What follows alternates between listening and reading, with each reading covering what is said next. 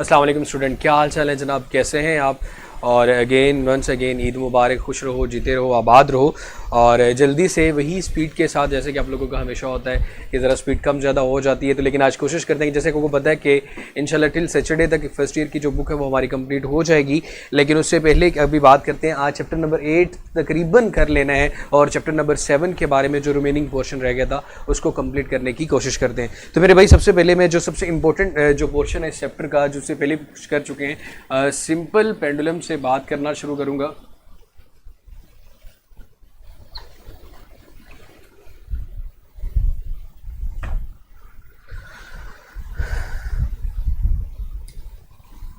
इन extensible string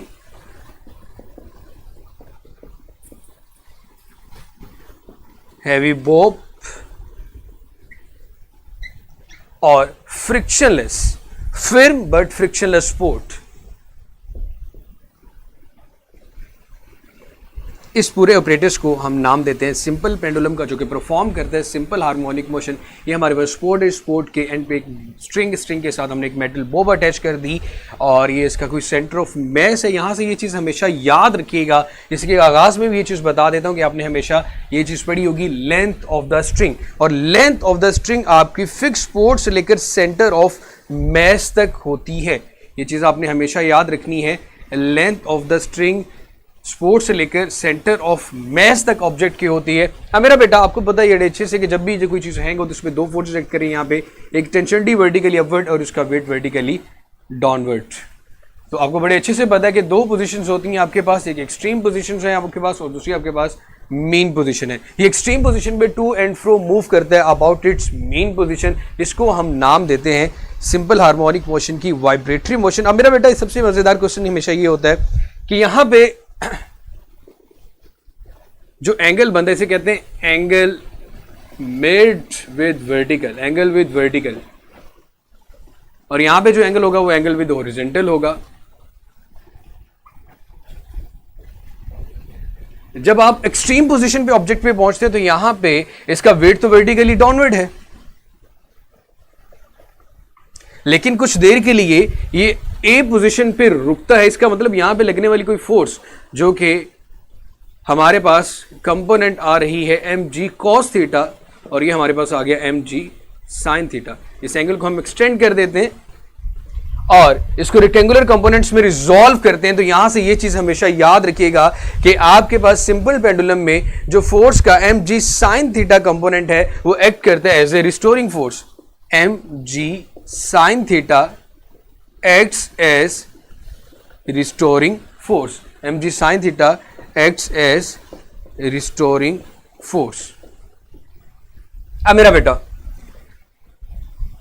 सबसे पहले mean position पे टाइम पीरियड क्या होगा, इंपॉर्टेंट पॉइंट्स इसके हैं।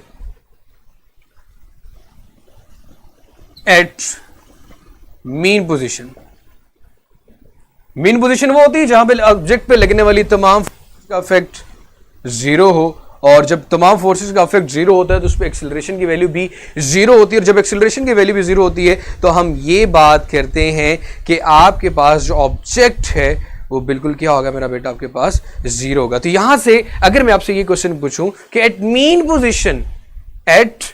पोजीशन टी की वैल्यू क्या होगी, तो भाई वेट वर्टिकली डाउनवर्ड आ रहा है एम जी, तो टी की वैल्यू भी, क्योंकि ये भी फोर्स है तो टी भी किसके इक्वल होगा फिर बेटा, weight M G at mean position. अगर आपसे यही पूछे कि टेंशन की वैल्यू क्या होगी तो ये हमेशा याद रखिएगा, T will be equal to M G. और आपके पास जब ये चीज आप ये बात करते हो कि एम जी ये क्या होती है बेटा, फोर्स, तो नेट फोर्स यहां पे क्या होती है आपकी, जीरो। इसका जो इफेक्ट होता है वो बिल्कुल क्या होता है मेरा बेटा, आपके पास जीरो होता है। और एट मीन पोजीशन अगर नेट फोर्स जीरो होगी तो एक्सेलरेशन भी आपका क्या होगा मेरा बेटा, जीरो। यही बात की थी, ये आपकी मीन पोजीशन है। एक्सट्रीम पोजीशंस आपके पास ए और बी है, ये आपकी एक्सट्रीम पोजीशंस हैं। अब मेरा बेटा एक्सट्रीम पोजीशन पर टेंशन क्या होगी, रिस्टोरिंग फोर्स क्या है, और बड़े अच्छे से ये चीज क्लियर कर दी है कि आपके पास जो एक्सट्रीम पोजीशंस हैं यहां पे टेंशन तो एम जी कॉस थीटा आ गई, और जो रिस्टोरिंग फोर्स है वो हमारे पास कौन सी फोर्स लग रही है भाई, M ji sine theta at extreme position. हमारे पास एफ आर कह सकते हैं, ये हमारी रिस्टोरिंग फोर्स होती है। अब मेरा बेटा हमेशा याद रखिएगा, जब आपके पास एक्सट्रीम पोजीशन पर कोई भी सिंपल हार्मोनिक मोशन सिस्टम हो, एक्सट्रीम पोजीशन पर हमेशा पोटेंशियल एनर्जी मैक्सिमम होती है। पोटेंशियल एनर्जी मैक्सिमम होने की जो रीजन वो ये है कि स्पेसिफिक पोजीशन पे जाके ऑब्जेक्ट मैक्सिमम हाइट पे पहुंच जाता है। अब मेरा बेटा जब वो मीन पोजीशन पे आता है तो उसकी काइनेटिक एनर्जी क्या हो जाती है? मैक्सिमम। स्पीड क्या होती है मेरा बेटा? मैक्सिमम। ये चीज थी क्लियर करनी। और सिंपल पेंडुलम से जो सवालात पूछे जा सकते हैं उन सवालात की तरफ आते हैं। सबसे पहले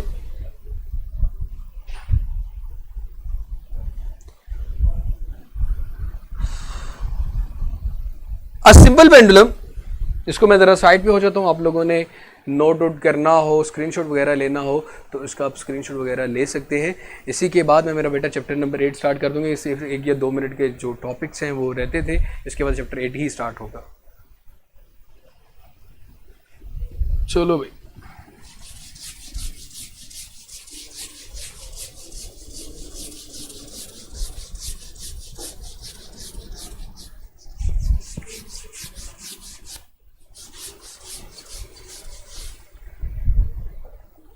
क्वेश्चन का जरा मुझे आंसर दीजिएगा मेरा बेटा। A simple pendulum makes an angle theta with the horizontal. A simple pendulum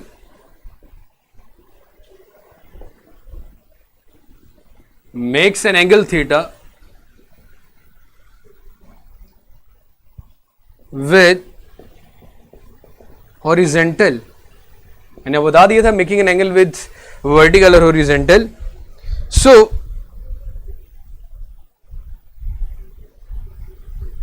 what will be the relation for its restoring force? What will be the relation for its restoring force? Restoring force क्या होगी? जरा ध्यान से जवाब दीजिएगा। And tension at extreme position respectively. And tension at extreme positions respectively. Option A, option B, option C and option D. Simple pendulum है जनाब आपके पास।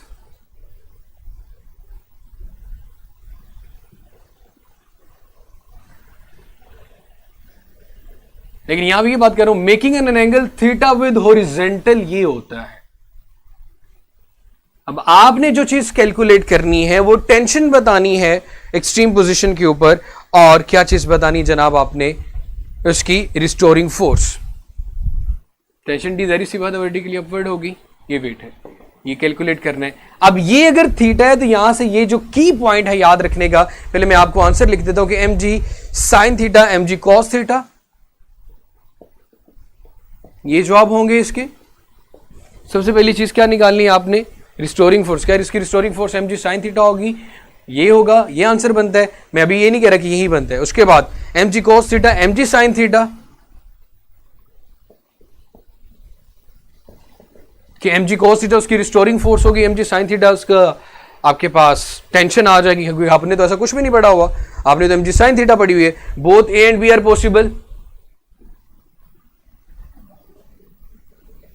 या नन? जरा ध्यान से इस पॉइंट को समझ लीजिएगा मेरा बेटा, कि अगर आपने एंगल हॉरिजॉन्टल वाला देखा हुआ है तो यहां पे अगर एंगल थीटा है तो ये एंगल क्या होगा? 90 माइनस थीटा। अब मेरा बेटा जब आप लोग इसकी टेंशन को कैलकुलेट करने की कोशिश करेंगे या निकालने की कोशिश करेंगे तो आपको बड़े अच्छे से पता है कि जब आप निकालते हो एम जी कोस, लेकिन अंदर आ रहा है 90 माइनस, तो ये मेरा बेटा क्या बन जाएगी? एम जी साइन थीटा। क्या बन जाएगा मेरा बेटा आपके पास? एम जी साइन थीटा। और इसी तरह जो आपके पास एम जी कोस थीटा, अगर एम जी साइन थीटा आ जाएगी तो हमारे पास फिर जो बेस्ट आंसर बनता है कि इसकी जो रिस्टोरिंग फोर्स है जो एम जी साइन थीटा थी वो कॉस में शिफ्ट हो जाती है और कॉस साइन में आ जाता है, तो B beta is the best option.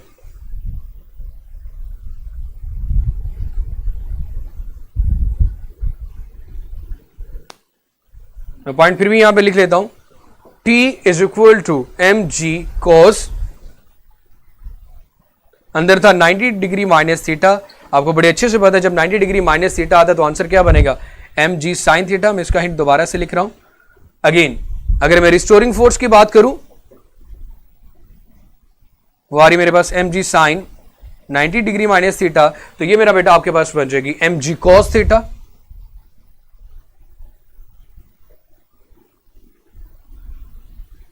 ये चीज क्लियर कर ले।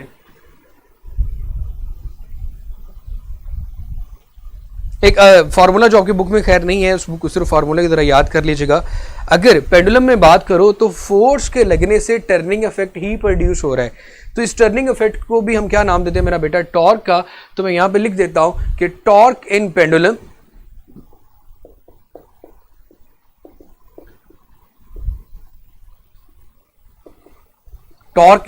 की अगर बात की जाए, so if theta with vertical, उसकी बात करते हैं। और दूसरा केस क्या हो सकता है, if theta with horizontal,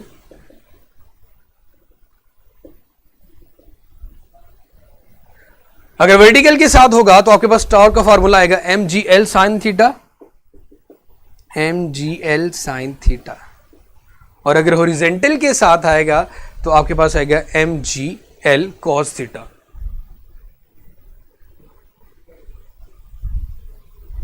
sir जो एरोप्लेन का एक्सीडेंट हुआ था क्या इसमें आपका कजन भी था?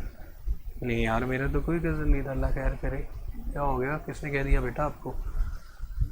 इफ थीटा विद हॉरिजॉन्टल,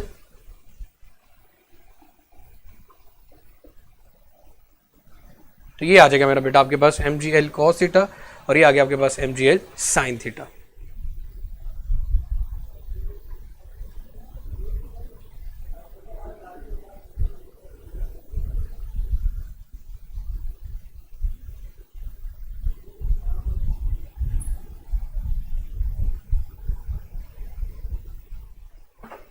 जी जनाब, आगे बड़ा इंपॉर्टेंट है कि एमसीक्यूज है, लेकिन आप लोगों को सबको इसका पता होगा कि जब भी हम टाइम पीरियड और फ्रीक्वेंसी की बात करते हैं सिंपल पेंडुलम की, तो टाइम पीरियड का फॉर्मूला आपके पास आता है t is equal to 2 pi √L/g।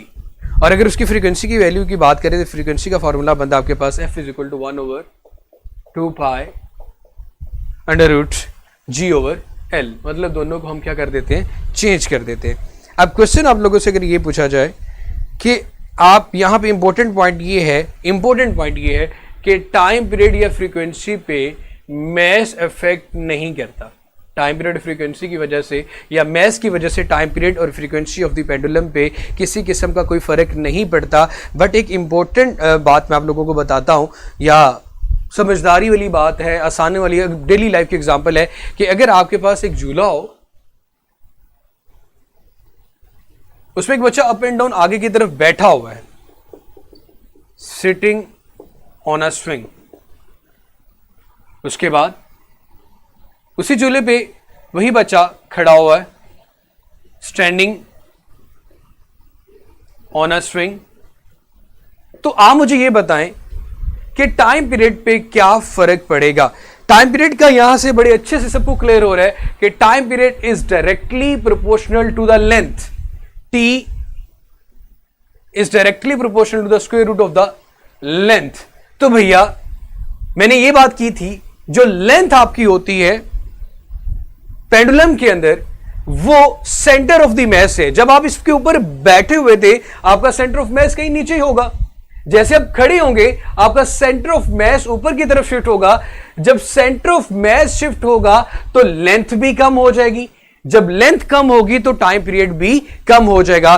तो ये बात हम हमेशा से इवन के मेट्रिक क्लास में फर्स्ट ईयर में भी पढ़ते हैं कि जी mass does not depends upon या mass does not affect the period of the pendulum. But जब हम यहां से ये चीज देखते हैं कि भाई मैस या सेंटर ऑफ मैस के चेंज की वजह से आपके पास किस में फर्क आता है मेरा बेटा, आपके पीरियड में और फ्रीक्वेंसी में आ जाता है।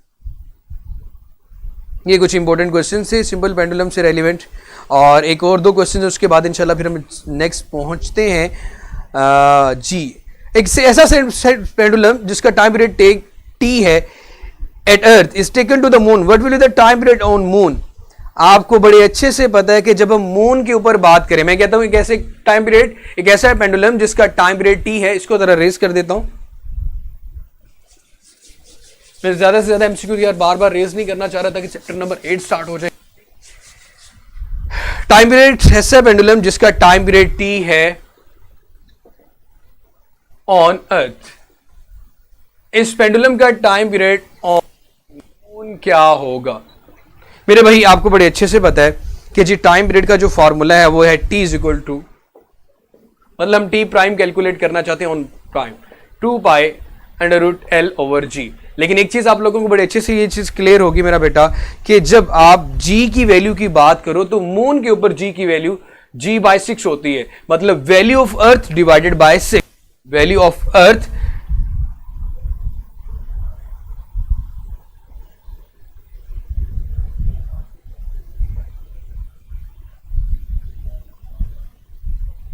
यार ये मुझे समझ नहीं आ रही, अब क्या बात कर रहे हो?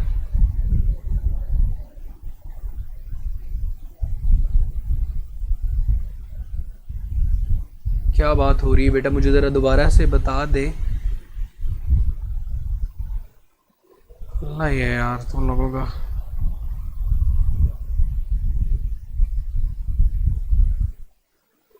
इसका मतलब मैं यहां पे g की जगह पे g बाय 6 लिखूंगा। जब इस वैल्यू को शिफ्ट करूंगा तो मेरे पास एक्चुअली अंडर रूट 6 बाहर आ जाएगा, तो अगेन वही टाइम पीरियड का फॉर्मूला बन जाएगा, अलहदा से t अलग इधर बच जाएगा 2 by under root L over G. It means कि जब आप उसको मून के ऊपर लेके जाओगे g की वैल्यू में डिक्रीज होने की वजह से जो टाइम पीरियड t का आंसर आपके पास आएगा वो आएगा जी अंडर रूट 6 इंटू टी। ये बेस्ट ऑप्शन था, मैंने उसको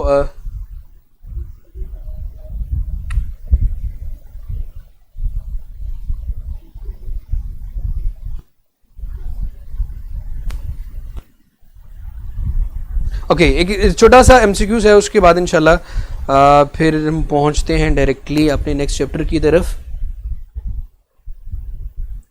सेकंड पेंडुलम, ऐसा पेंडुलम जिसका टाइम पीरियड 2 सेकंड हो उसको हम सेकंड पेंडुलम कहते हैं। ऐसा पेंडुलम जिसका टाइम पीरियड टी 2 सेकंड होता है उसको हम सेकंड पेंडुलम का नाम देते हैं। ऐसा टाइम पीरियड या ऐसा पेंडुलम जिसका टाइम पीरियड 2 सेकंड हो उसको हम सेकंड पेंडुलम का नाम देता है। उसके बाद मेरा बेटा अगर अर्थ पे इसकी वैल्यू देखो तो वो होती है 0.99 मीटर और अप्रोक्सीमेट हम इसकी वैल्यू ले लेते हैं 1 मीटर पूरी। अब कोई क्वेश्चन आपसे ये पूछा जाता है a second pendulum is on moon, तो वोल्यूमिनिटी टाइम पीरियड, अगर सेकंड पेंडुलम को मून पे ऑब्जर्व किया जाए तो उसका टाइम पीरियड क्या होगा? बहुत से लोग फिर यही कंसीडर करेंगे यार मून पे जाने से अंडर रूट 6 की वैल्यूज में डिक्रीज आ जाता। नहीं भाई, आपने हमेशा ये चीज याद रखना है कि फिर हम उसकी वैल्यू के अंदर जी के अंदर और लेंथ के अंदर इस तरह चेंज करेंगे कि लेंथ को भी 6 पे डिवाइड कर देंगे, जी को भी 6 पे डिवाइड कर देंगे। 6 के साथ कैंसिल रहेगा, टाइम पीरियड पे कोई फर्क नहीं आएगा, टाइम पीरियड 2 सेकंड ही रहेगा। जब सेकंड पेंडुलम का वर्ड आ जाए, जब सेकंड पेंडुलम का वर्ड आ जाए मेरा बेटा ये चीज याद रखना कि टाइम पीरियड फिर 2 सेकंड ही होगा। जब सेकंड पेंडुलम का वर्ड आ जाए फिर टाइम पीरियड 2 सेकंड ही होगा। उसके बाद लास्ट टॉपिक था आपका एनर्जी कंजर्वेशन का, कि एक्सट्रीम पोजीशन पे या मीन पोजीशन की जैसे भी हम बात करें तो हमेशा याद रखिएगा मेरा बेटा कि आपका जो टाइम पीरियड है या एनर्जी है, काइनेटिक एनर्जी या फिर पोटेंशियल एनर्जी की यहां पे बात की जाए तो मेरा बेटा काइनेटिक एनर्जी आपको पता है मैक्सिमम कहां पे होती है? मीन पोजीशन पे। और पोटेंशियल एनर्जी कहां पे मैक्सिमम होती है मेरा बेटा? आपके पास एक्सट्रीम पोजीशन पे। दोनों अल्टरनेटिवली जीरो होती है। जब टोटल किया जाए तो सम हमेशा एक जैसा रहता है, कांस्टेंट रहता है। और ये क्वेश्चन वैसे बार बार पूछा जो जाता है कि जी आपके पास एडवर्ड डिस्टेंस फ्रॉम मीन पोजीशन, मतलब मीन पोजीशन पे एडवर्ड distance from mean position, kinetic और पोटेंशियल एनर्जी आपस में इक्वल होंगे। इसको मैं सोल्व करने के बाद चैप्टर नंबर 8 पे आ जाऊंगा।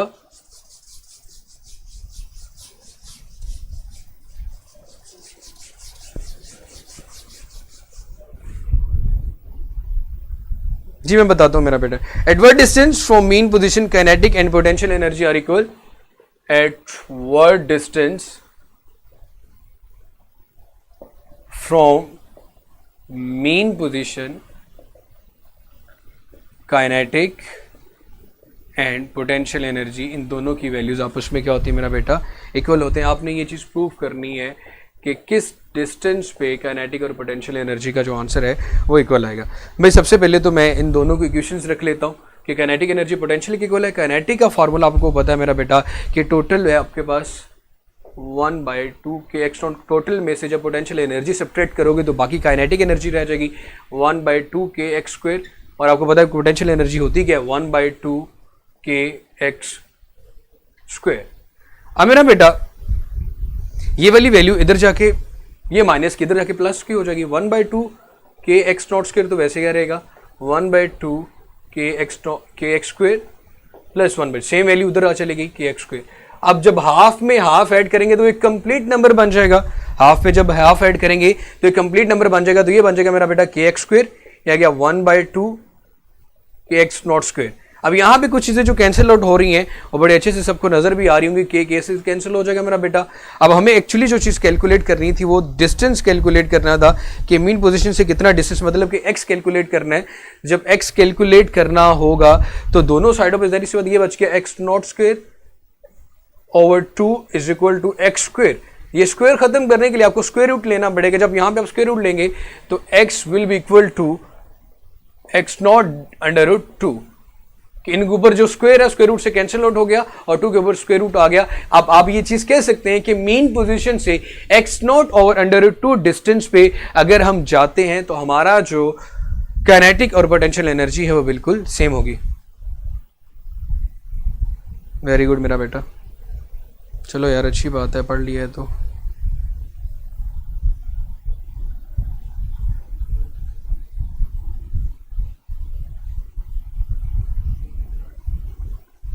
ओके मेरा बेटा जरा ध्यान से फिर अब सुनिएगा, चैप्टर नंबर 8 की तरफ जा रहा हूं मैं।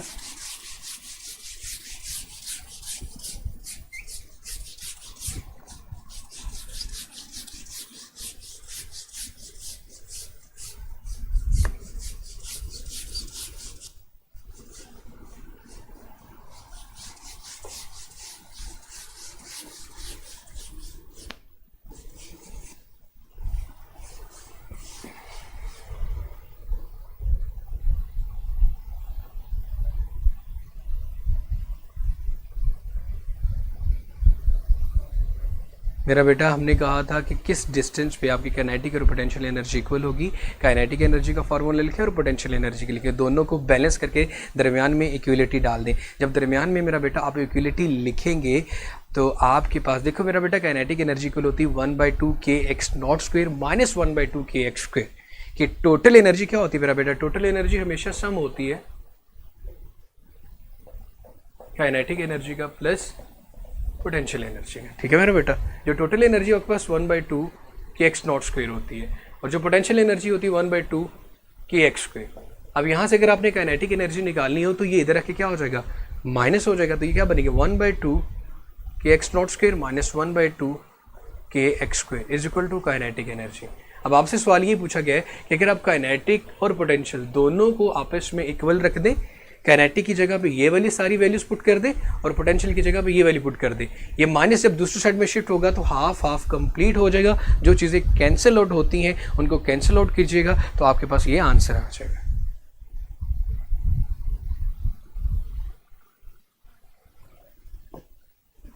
सो waves as a carrier of energy and momentum.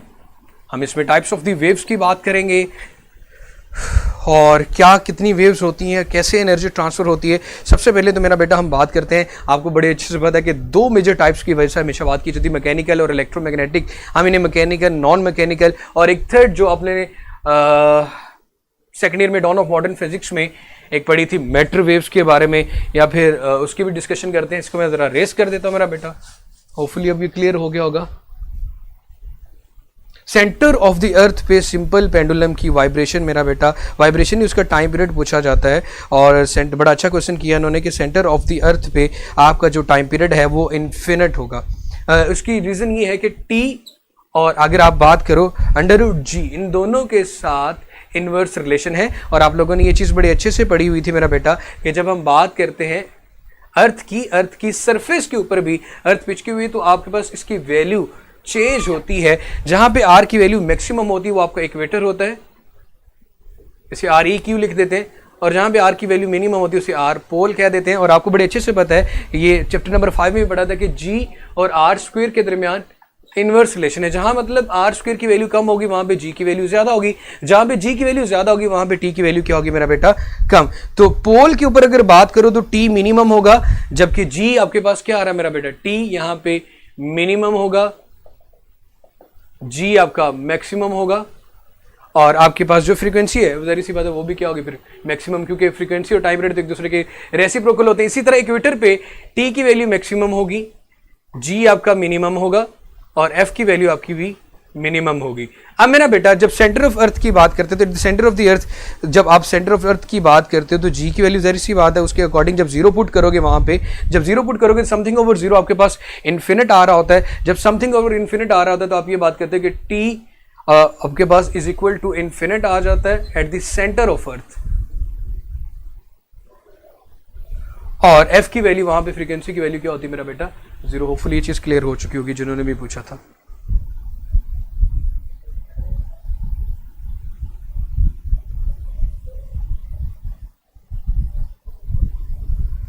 Okay, सबसे पहले मैं वेव्स की बात करता हूं।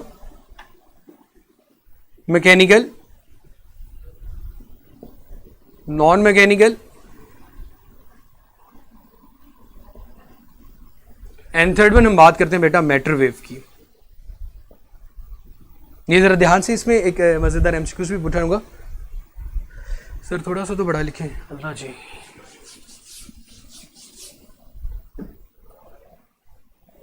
Waves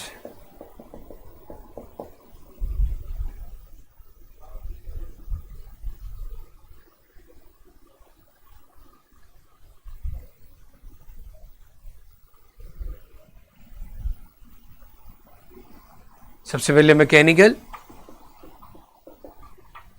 non mechanical and third one हमारे पास आगे बेटा मैटर वेव्स।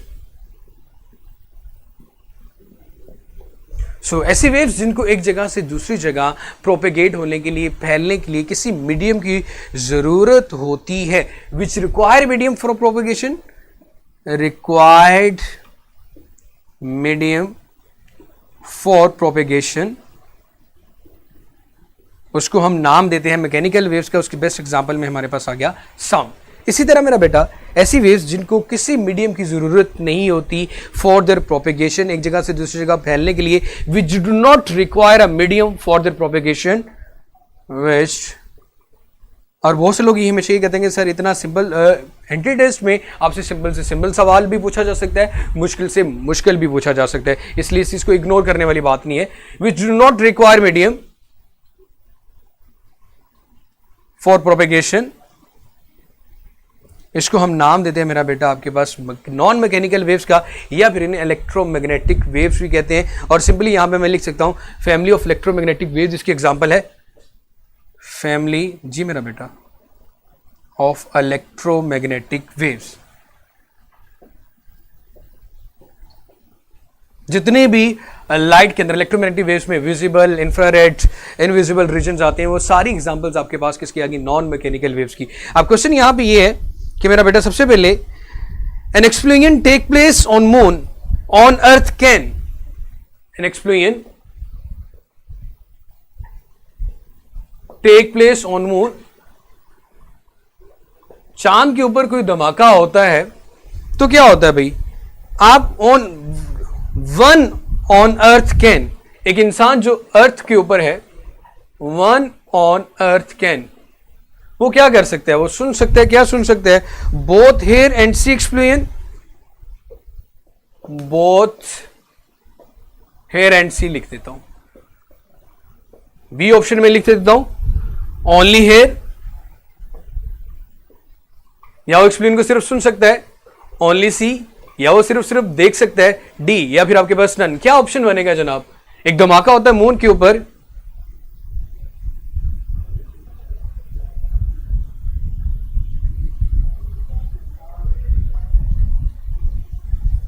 जी मेरा बेटा इसका आंसर मुझे बताएंगे प्लीज।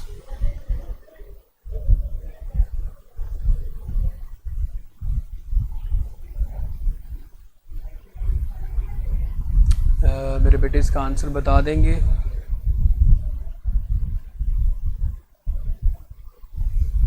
खैर मैं आपको यही चीज़ खुद ही क्लियर कर देता हूँ, क्योंकि मेरे ख्याल में आज आप लोग जवाब देने के मूड में नहीं है, ये गवारा नहीं समझते कि टीचर की बात का जवाब दे दे। खैर, ऑन एटमॉस्फेयर ऑन मून किसी किस्म का एटमॉस्फेयर नहीं होता, तो वेव्स वहां से प्रोपेगेट नहीं कर सकती। जैसे हम साउंड वेव्स का नाम देते हैं, इसका मतलब सुन नहीं सकते, सिर्फ और सिर्फ दे सकते हैं, ओनली सी। जी हसीब साहब, थैंक यू सो मच, जज़ाकल्लाह मेरा बेटा। किसी ने सोचा यार टीचर बेचारा बोल रहा है तो उस बात का जवाब ही दे दे। Matter waves, waves associated with particles. और मॉडर्न वेव्स में पढ़ा था कि हर पार्टिकल्स के साथ एक वेव होती है, वेव्स एसोसिएटेड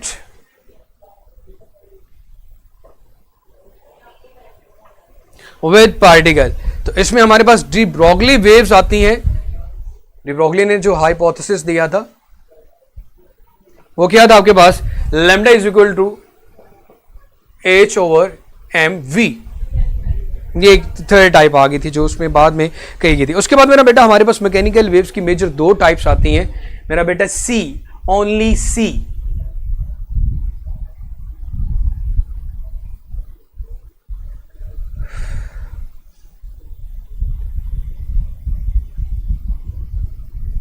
अब आपको बड़े अच्छे से मेरा बेटा पता है कि मैकेनिकल वेव्स की दो टाइप्स हैं, एक को हम ट्रांसवर्स का नाम देते हैं और एक को हम लॉन्गिट्यूडनल का नाम देते हैं।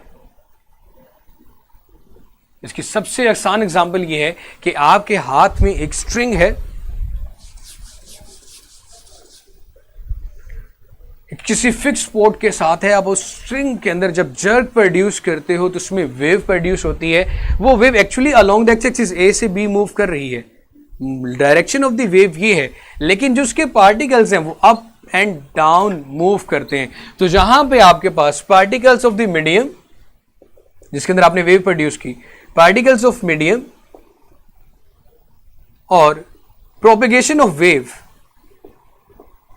प्रोपेगेशन ऑफ वेव, वेव का फैलना, दोनों एक दूसरे के परपेंडिकुलर हो, मतलब 90 डिग्री के एंगल पे हो, ऐसी वेव्स को हम नाम देते हैं ट्रांसवर्स वेव का। ऐसी वेव को मेरा बेटा हम नाम देते हैं ट्रांसवर्स वेव को। और ऐसी वेव्स जिसमें ऐसा ना हो, बल्कि ऐसा हो कि फर्ज करें आपने एक ट्यूनिंग फोर्क लिया, उसको हैमर से हिट किया या स्पॉन्ज इसकी मूव करवाई, तो जहां पे वो एयर के पार्टिकल्स को कंप्रेस करेगा वहां पे कंप्रेशन बन जाएगा, प्रेशर जनरेट हो जाएगा। जरी सी बात है, जब प्रेशर आएगा वहां पे तो वॉल्यूम हो जाएगा। अब यहां पे एयर के मॉलिक्यूल्स अपनी ओरिजिनल पोजीशन पे, उसे हम रेयर फ्रिक्शन का नाम देते हैं। तो जहां पे देखो पार्टिकल्स ऑफ द मीडियम और प्रोपेगेशन ऑफ वेव्स दोनों एक दूसरे के पैरेलल जा रहे हो, कि वेव इस डायरेक्शन में जा रही है और आपके पास पार्टिकल्स ऑफ द मीडियम भी उसी डायरेक्शन में जा रहे हैं, both are parallel to each other, उसे हम नाम देते हैं मेरा बेटा आपके पास ट्रांसवर्स लॉन्गिट्यूडनल वेव्स का।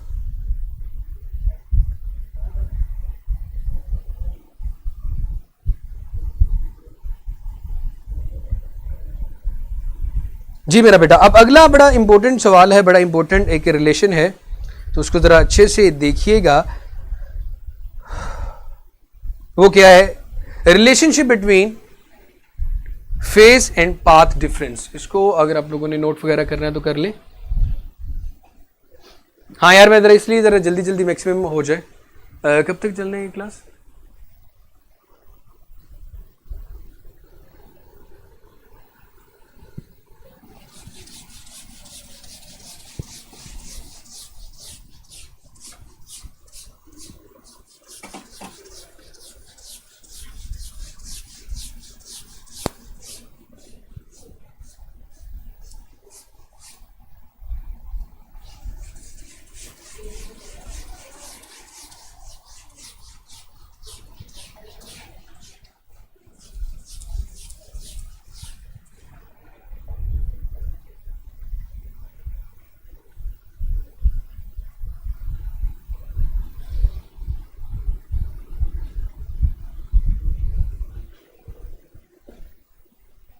Relationship between phase difference and path difference। वैसे path difference को x भी, डेल्टा s भी, d sin थीटा भी आप लोगों ने पढ़ा हुआ था। So relationship between phase difference and path difference की बात करें तो सबसे पहले phi is equal to 2 pi X over lambda. Phi हमारा मेरा बेटा फेज डिफरेंस है, जबकि एक्स हमारा पाथ डिफरेंस है। फाई फेज डिफरेंस और एक्स हमारा मेरा बेटा क्या है, पाथ डिफरेंस।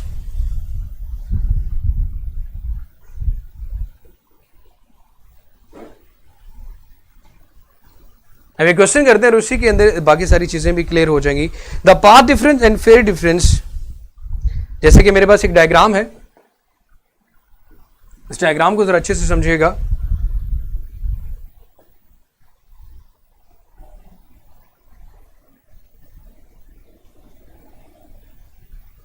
बिल्कुल ओरिजिन से स्टार्ट हो रही है, इनको मैं पॉइंट्स को नाम दे देता हूं, A B C D E,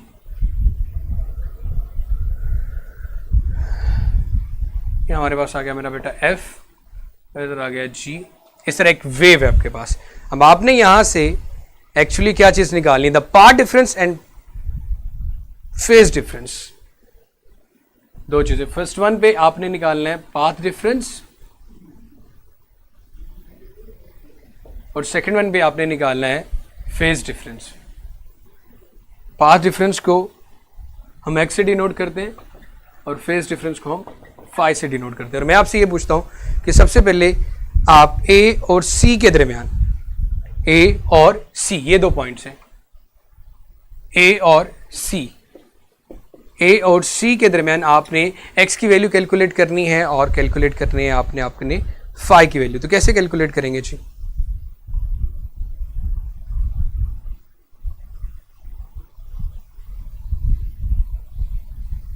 सबसे बड़े अच्छे से सबको क्लियर है कि जब एक वेव पूरी कंप्लीट होगी यहां तक, तो यहां से यहां तक जो डिस्टेंस एक्स होगा वो लैम्डा होगा, लेकिन ये सी तक है तो ये क्या हो जाएगा फिर, लैम्डा बाई 2। इट मींस कि मेरे पास जो इसका पाथ डिफरेंस आ रहा है वो लैम्डा बाई 2 आ रहा है, उसका पाथ डिफरेंस जो आ रहा है वो लैम्डा बाई 2 आ रहा है। ठीक है मेरा बेटा। अब मेरा बेटा अगर मुझे इसका फेज डिफरेंस निकालना हो तो फेज डिफरेंस निकालने के लिए एक्स की जो वैल्यू वो यहां पे पुट करें, phi is equal to 2, X की वैल्यू आपके पास जो आई मेरा बेटा वो लैम्डा बाई 2 है,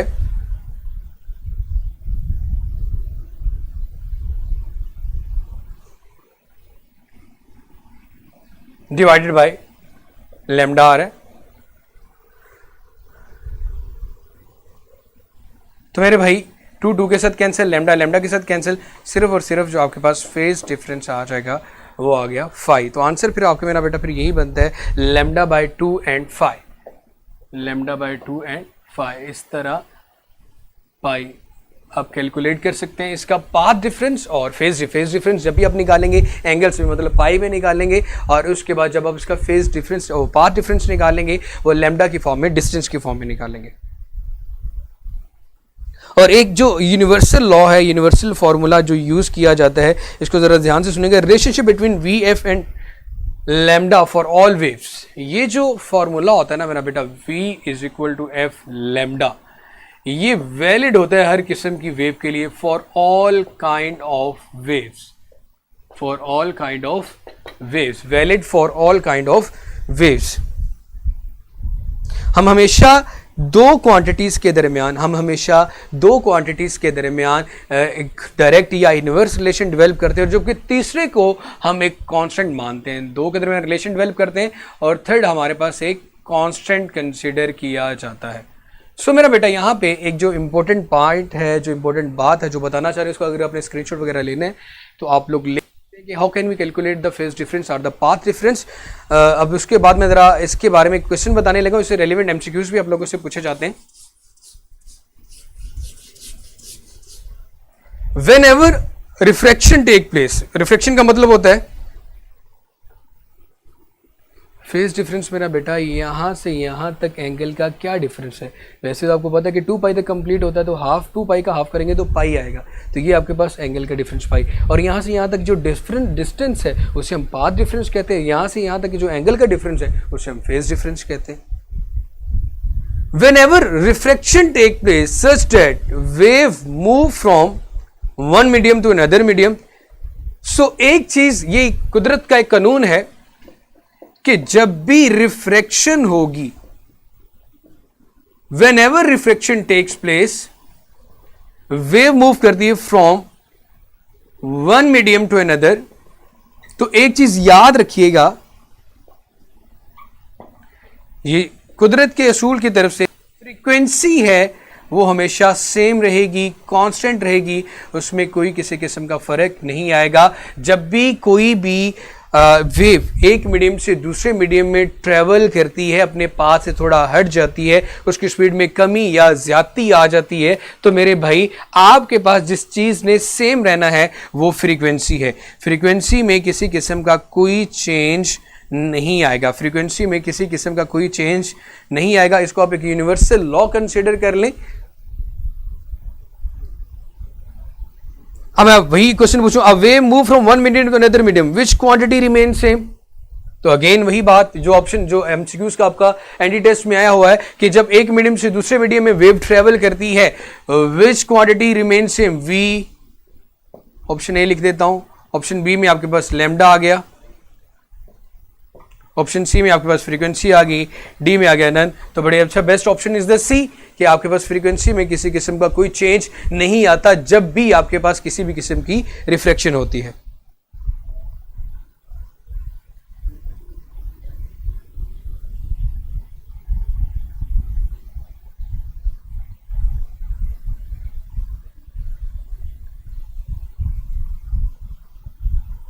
अच्छा, एक चीज याद रखिएगा, जब आप लोग यहां पे फ्रीक्वेंसी को कांस्टेंट मान लिया इस रिलेशन में, इसको मैं रेज कर देता हूं ताकि हम इलेक्ट्रोमैग्नेटिक वेव्स के बारे में थोड़ा सा पढ़ लें। जब आपने ये चीज कह दी कि v is equal to F lambda और f को आपने लिया कांस्टेंट, तो यहां पे एक रिलेशनशिप डेवलप हो रहा है कि v और वेवलेंथ, स्पीड और वेवलेंथ दोनों एक दूसरे के डायरेक्टली प्रोपोर्शनल आ रहे हैं। ओके, तो मेरा बेटा ये बैटरी चेंज करने में जरा थोड़ा सा टाइम लग गया। अब मेरा बेटा ये चीज मैं बता रहा था कि अगर हम ये चीज कंसिडर करते हैं, जैसे कि अभी किसी ने क्वेश्चन किया था कि रिफ्रैक्शन में, जी रिफ्रैक्शन में ही फ्रीक्वेंसी सेम रहती है। जब फ्रीक्वेंसी को हम एक कांस्टेंट मानते हो, सेम रहेगी, तो मेरे भाई आपके पास फ्रीक्वेंसी वेलोसिटी और वेवलेंथ दोनों एक दूसरे के डायरेक्टली प्रोपोर्शनल आ रहे हैं कि जहां पे स्पीड ज्यादा होगी वहां पे वेवलेंथ भी ज्यादा होगी, लेकिन वहां पे फ्रीक्वेंसी फिर आपके पास क्या होगी मेरा बेटा, कम। क्योंकि जब फ्रीक्वेंसी और वेवलेंथ के दरमियान रिलेशनशिप डेवलप करोगे, they are inversely proportional to each other. अब अगर मैं मेरा बेटा नेक्स्ट की बात करूं इलेक्ट्रोमैग्नेटिक वेव्स की, जिसे हम नॉन मैकेनिकल वेव्स भी कहते हैं, फैमिली ऑफ इलेक्ट्रोमैग्नेटिक वेव्स की, तो उसमें मेरा बेटा हमारे पास इनविजिबल, विजिबल सारी रेंज आ जाती है।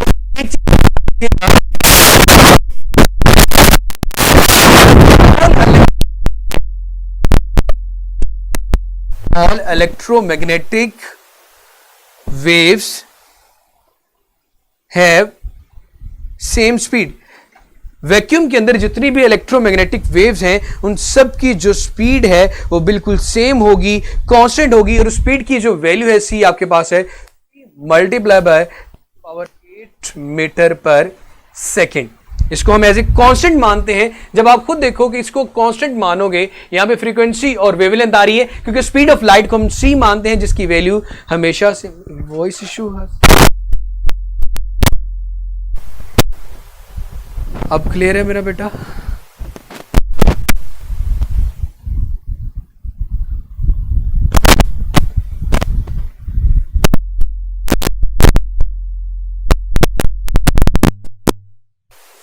जी मेरा बेटा मुझे बता दे जब आवाज क्लियर हो जाए। ऑल क्लियर कर रहे हैं? चलिए मेरा बेटा, तो मैं ये बता रहा था कि इलेक्ट्रोमैग्नेटिक वेव्स, जिन्हें हम family of electromagnetic waves, visible, invisible, infrared, ये सारी जो लाइट रेज होती, लाइट की मैं बात कर रहा हूं मेरा बेटा, उन सब में इलेक्ट्रोमैग्नेटिक वेव्स में जो स्पीड है वो क्या होती है, कांस्टेंट।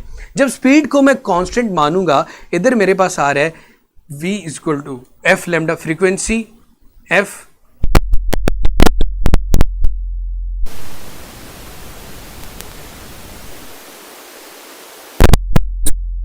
अब ये चीज याद रखो कि ये रेडियो वेव से स्टार्ट होती हैं। पहले आपके पास रेडियो वेव्स आती हैं,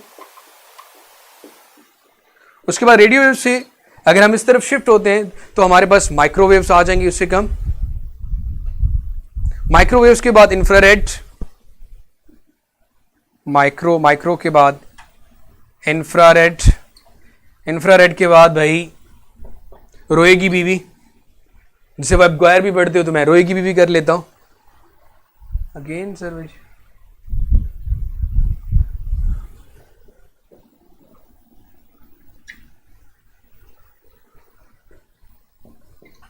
और उसके बाद हमारे पास आ जाता बेटा यूवी, एक्सरे और gamma rays, UV, X rays and last में हमारे पास आ गया मेरा बेटा गामा रेस। बड़े अच्छे से पता है कि इस इलेक्ट्रोमैग्नेटिक स्पेक्ट्रम में जब आप यहां से रेडियो से माइक्रोवेव की तरफ शिफ्ट होते हो तो आपकी जो फ्रीक्वेंसी है वो इंक्रीज करती है। जो फ्रीक्वेंसी इंक्रीज करेगी तो is equal to H F lambda, आप लोगों ने फॉर्मूला पढ़ा होगा। तो आपकी जो एनर्जी है वो भी क्या कर जाएगी, इंक्रीज कर जाएगी। फ्रीक्वेंसी इंक्रीज करने से एनर्जी इंक्रीज करेगी जब मैं यहां से इस तरफ शिफ्ट हो रहा हूं। और उसके बाद जो मोमेंटम है जरिए से एनर्जी इंक्रीज करेगी तो मोमेंटम भी क्या कर जाएगा, इंक्रीज कर जाएगा। लेकिन वेवलेंथ क्या होती जाएगी मेरा बेटा, कम होती जाएगी। अब इस तरफ जैसे आप शिफ्ट होते जाएंगे आपकी जो एनर्जी इंक्रीज करती जाएगी, मोमेंटम इंक्रीज करता जाएगा, लेकिन जो वेवलेंथ है वो डिक्रीज करती जाएगी। क्लियर जी, हेलो।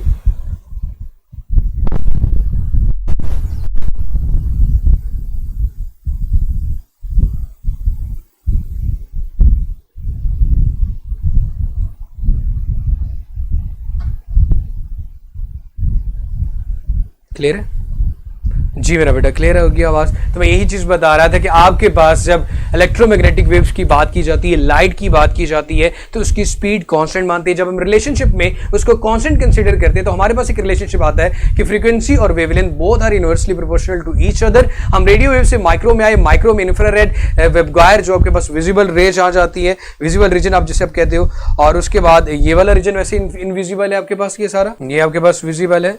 और उसके बाद जो रीजन दोबारा से स्टार्ट होता है वो ये अगेन आपके पास इनविजिबल होता है। वेबगायर का या इसको red, orange, yellow, green, blue, Indigo, तो वॉलेट, इसको अगर आप याद करने के लिए वेबगायर भी यूज करते हो। और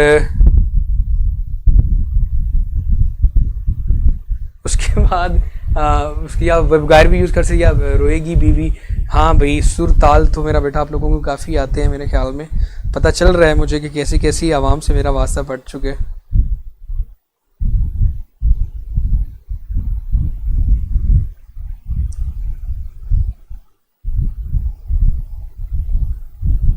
इसी तरह हमारे पास कुछ ऐसी साउंड वेव्स हैं जिसे जिनकी जो स्पीड है सेम स्पीड। सो हम उनको कुछ को हम सुन सकते हैं, कुछ को हम नहीं सुन सकते।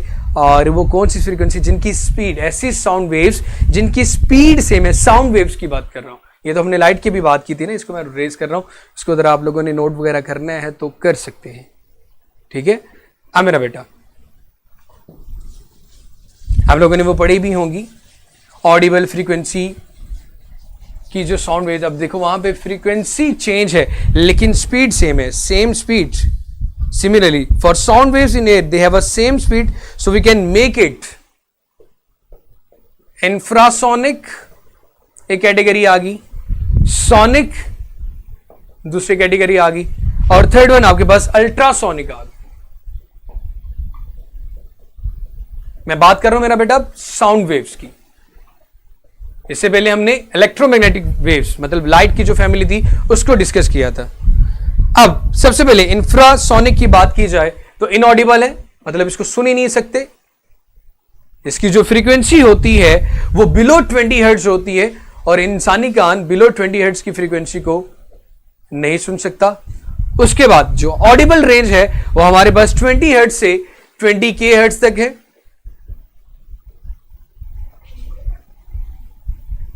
इसी तरह अगर अल्ट्रासोनिक की बात की जाए तो वो हमारे पास अबव 20 किलोहर्ट्ज की फ्रीक्वेंसी को कहते हैं।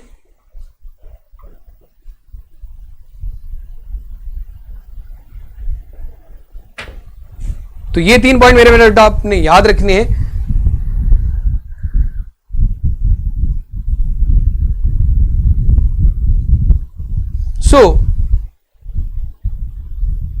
एक चीज याद रखिए, when light travels from less denser medium to red medium, what is true?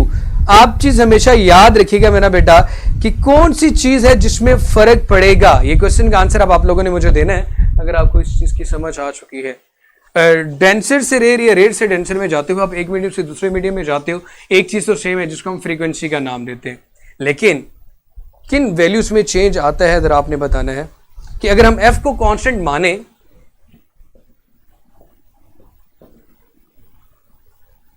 So v और लैम्डा के दरमियान डायरेक्ट रिलेशन आता है। यह बात मैं कर चुका हूं कि अगर हम फ्रीक्वेंसी को कांस्टेंट माने, जब रिफ्रैक्शन होती है तो फ्रीक्वेंसी आपके पास कांस्टेंट होती है। जब फ्रीक्वेंसी कांस्टेंट होती है तो अब आप ये बात करते हो कि जो फ्रीक्वेंसी स्पीड और वेवलेंथ है इन दोनों के दरमियान डायरेक्ट रिलेशनशिप आता है। So when light travels from less denser, light जा रही है less denser to rare medium कह सकता हूं मैं। So what is true? क्या होगा? ऑप्शन ए, फ्रीक्वेंसी सेम रहेगी। ये बात वैसे हम कर चुके हैं कि जब एक मीडियम से दूसरे मीडियम में जाएगी, रेयर से डेंसर, डेंसर में रेयर में, तो फ्रीक्वेंसी सेम रहेगी, ये तो ठीक है। उसके बाद वेवलेंथ डिक्रीज कर जाएगी, सी स्पीड भी डिक्रीज कर जाएगी,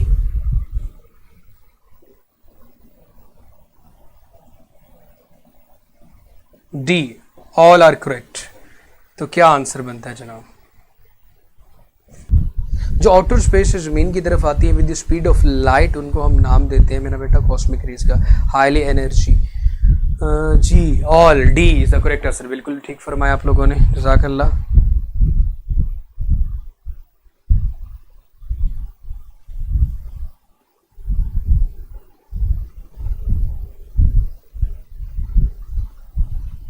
अगेन इसी तरह के आंसर है मेरा बेटा कि जब रिपल टैंक में वेव्स, रिपल टैंक को पता है आप लोगों ने 10th क्लास में पढ़ा था, it is produce water waves. Even के 9th 10th में से भी कुछ बेसिक क्वेश्चंस आ जाते हैं। सो वहां पे जो चीज आप लोगों ने पढ़ी थी मेरा बेटा कि आप जब water waves travel from deep to shallower surface, what is true? उसकी वेलोसिटी डिक्रीज करेगी, वेवलेंथ डिक्रीज करेगी, क्योंकि दोनों एक दूसरे के डायरेक्ट रिलेशन है। तो जो फ्रीक्वेंसी है वो सेम रहेगी, तो ऑल ऑफ दीज उसका भी आंसर रहेगा।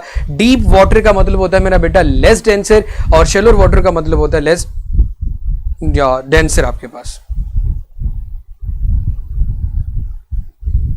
अच्छा मेरा बेटा, अब कुछ पॉइंट्स इंपॉर्टेंट है, जरा उनको देख लीजिएगा। Reflection of waves from a boundary, reflection की बात कर रहा हूं, reflection of wave from a boundary.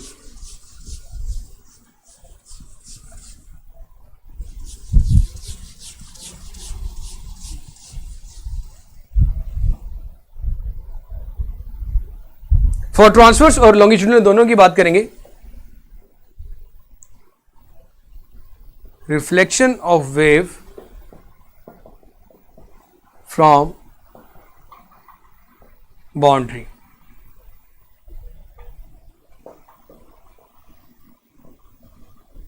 Transverse, longitudinal.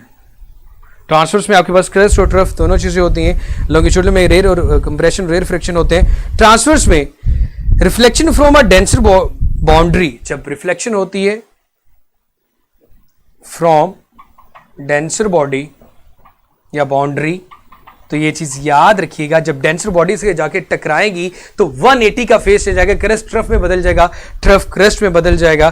तो मैं ये लिख देता हूं कि आपके पास जो फेस का डिफरेंस है वो 180 आएगा, और पाथ का जो डिफरेंस है वो 90 के आएगा, मतलब उलट हो जाएगा, बदल जाएगा।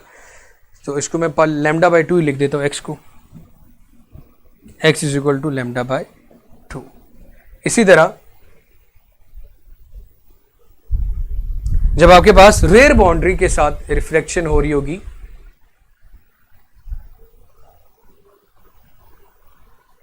तो किसी किस्म का कोई चेंज नहीं आएगा। फिर आप ये कह सकते हो कि फेस का डिफरेंस भी 0 होगा, ना क्रेस्ट ट्रफ में बदलेगा, और जो आपके पास x की वैल्यू है वो भी आपके पास क्या आ जाएगी मेरा बेटा, 0 आ जाएगी। जब हार्ड बाउंड्री के साथ रिफ्लेक्शन होगी तो उसके फेस में चेंज आएगा। इसी तरह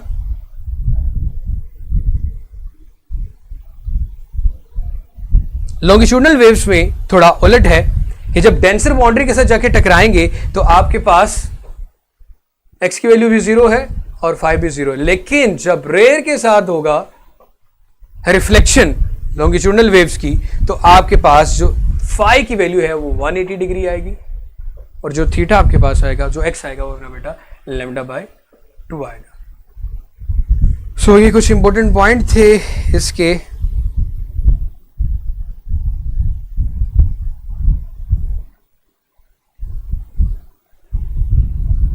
तो इसके बारे में एक छोटा सा क्वेश्चन है, when a transfer wave strikes a denser boundary and reflected back, transfer waves,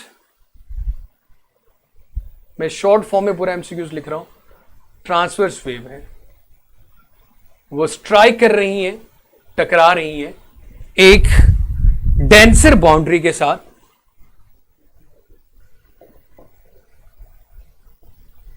तो भाई then if crust strike the boundary, then अगर उसका क्रस्ट है वो बाउंड्री के साथ स्ट्राइक कर रहा है, तो रिजल्ट में क्या आएगा? तो बड़े अच्छे से पता है कि ट्रांसवर्स वेव है, डेंसर बाउंड्री के साथ टकरा रही है, तो पूरा 180 का चेंज आएगा। Crust trough is reflected back, इसका जो बेस्ट आंसर बनेगा, ट्रफ इज रिफ्लेक्टेड बैक। मैं खुद ही आंसर इसलिए बता रहा हूं ताकि टाइम वेस्ट ना हो।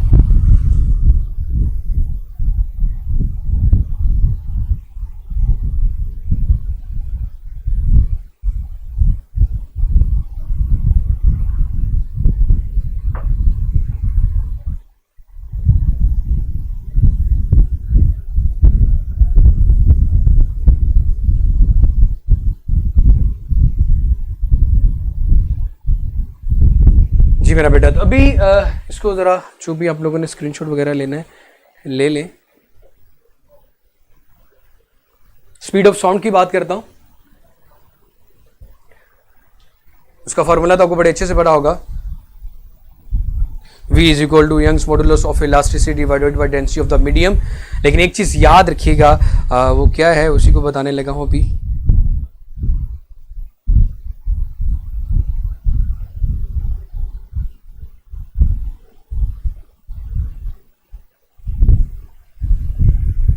अब इसको मैं रेस कर रहा हूँ मेरा बेटा, ताकि जल्दी जल्दी, टाइम कम रह चुका है, इसको खत्म करें।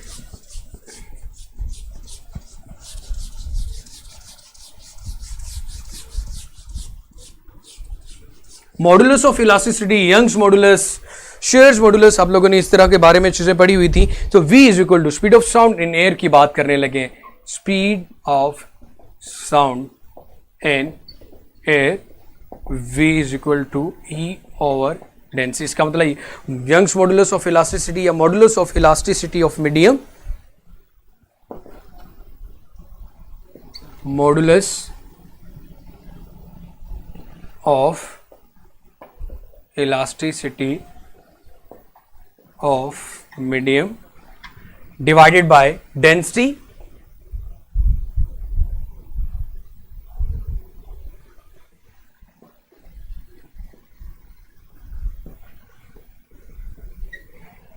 ये चीज यहां से जरा गौर, काबिल गौर फरमा लीजिएगा कि जब भी आप बात करते हो in air, when sound wave travels the medium in gases, जब sound waves travel in gas, तो सिर्फ और सिर्फ उसके जो चेंज आता है वो बल्क मॉडुलस, मतलब ये कह सकते हैं कि उसके वॉल्यूम में चेंज आता है, ओनली चेंज इन वॉल्यूम। उसकी लेंथ, शेप, हाइट में तो चेंज नहीं ना आ रहा होता साउंड की, सिर्फ और सिर्फ वॉल्यूम में चेंज आता है, जिसको हम नाम देते हैं मेरा बेटा बल्क मॉडुलस का। इंपॉर्टेंट पॉइंट था। अब मेरे भाई, सॉलिड के अंदर speed of the sound in solid is greater then speed of sound in liquid, और सबसे कम जो स्पीड ऑफ साउंड होती है वो गैसेस में होती है।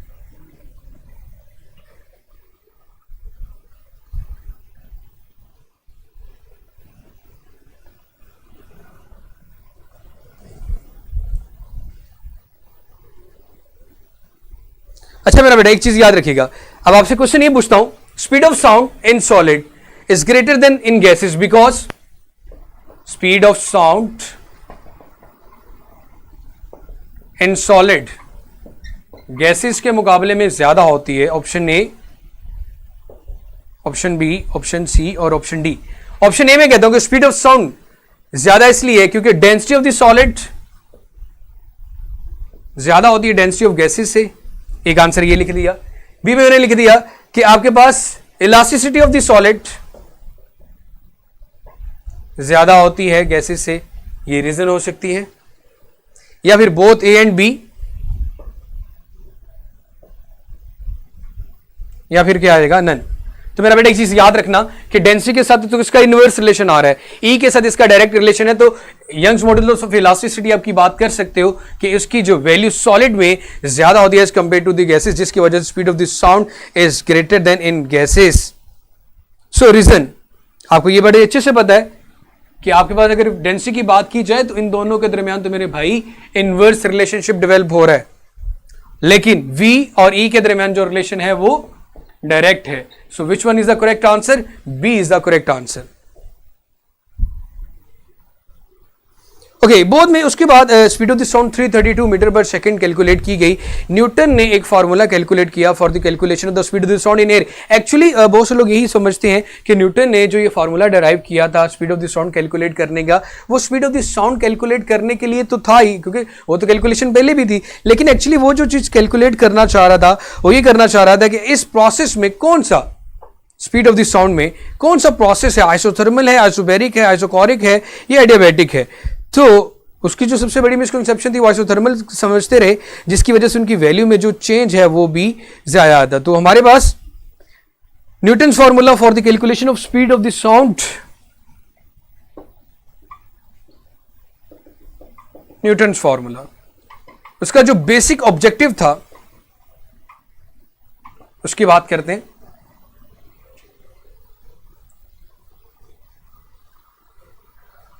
Was to find which one of the following four processes, which one of the following, speed of the sound calculate करना नहीं बल्कि स्पीड ऑफ द साउंड तो पहले भी कैलकुलेट की जा सकती। विच one of the following four processes follow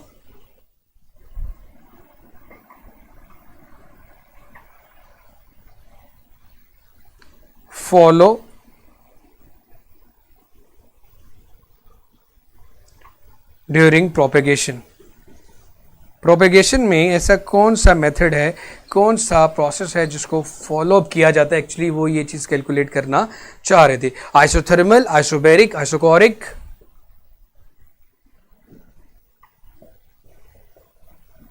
ये हम लोग चैप्टर नंबर 11 में कर चुके हैं, और आइडियाबैटिक,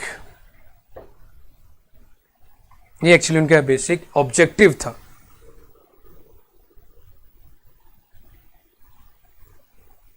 और उन्होंने यही बात पढ़ी कि जहरी सी बात है, कंप्रेशन और रेयर फ्रिक्शन की बात की। तो यहां पे जब कंप्रेशन रेयर फ्रिक्शन की बात करते हैं तो यहां पे कंप्रेशन ज्यादा तो वहां पे प्रेशर ज्यादा होता है, और इसका हम ये क्या समझते हैं कि वॉल्यूम क्या होता है मेरा बेटा, कम होता है। तो इस लिहाज से उन्होंने ये कंसिडर किया कि जब साउंड प्रोपेगेट होती है तो न्यूटन ने अज्यूम किया कि यहाँ पे जो प्रोसेस है वो आइसोथर्मल प्रोसेस है, मतलब उनके मुकाबले में उनके लिहाज से जो टेम्परेचर है वो यहाँ पे कांस्टेंट है अकॉर्डिंग टू द न्यूटन। वो यही समझ रहे थे कि आइसोथर्मल प्रोसेस है, और अकॉर्डिंग टू द न्यूटन उन्होंने ये बात कर ली। और उन्होंने ये कहा कि ज़ाहिर सी बात है जितना ज़्यादा फिर प्रेशर की वैल्यू को वहाँ पे पुट कर दिया, ई की जगह पे, ई आई की जगह पे, यंग्स मॉडल ऑफ इलास्टिसिटी की जगह पे, प्रेशर का टेम्परेचर का किसी किस्म का कोई इफेक्ट नहीं था। जब उन्होंने वैल्यू कैलकुलेट की तो न्यूटन की जो वी.एन वैल्यू आई वो आई जनाब 280 मीटर पर सेकेंड। आई थिंक 16% इसमें जो आ गया एरर मौजूद था। तो फिर जाहिर सी बात है क्योंकि एक्चुअल जो वैल्यू थी स्पीड ऑफ द साउंड की वो है 332 मीटर पर सेकेंड। फर्क आया वो कितना आया, 16%। किसकी वजह से? जब उन्होंने ये समझा कि ये आपके पास आइसोथर्मल प्रोसेस है, टेम्परेचर को कांस्टेंट रखा। सो लेप्लास ने करेक्शन कर दी, और यहां पे उन्होंने पी पुट किया था, वहां पे उन्होंने गामा पी ले आए। टेम्परेचर का जो अफेक्ट है उसको भी डाल दिया। सो उनके पास जो एक्चुअल वैल्यू आ गई वो 32, मतलब propagation sound through adiabatic process. Actually ये कौन सा प्रोसेस है जनाब? ये एडियाबैटिक प्रोसेस। सो इनकी वैल्यू 332 मीटर पर सेकेंड ही आई। अब क्वेश्चन ये, which one of the following can be relation for gamma? तो गामा के लिए आप लोगों ने चैप्टर नंबर 11 में पढ़ा था, मोलर स्पेसिफिक हीट एक constant volume divided by molar specific heat constant pressure over constant volume, CP over CV. लेकिन इसको ऐसे भी लिखा जा सकता है आपके पास, E A over E I, adiabatic divided by isothermal.